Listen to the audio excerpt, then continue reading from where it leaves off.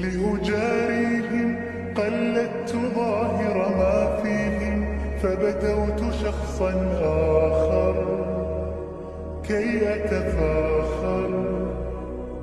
وظننت أنا أني بذلك حزت غنى، فوجدت أني خاسر، فتلك مظاهر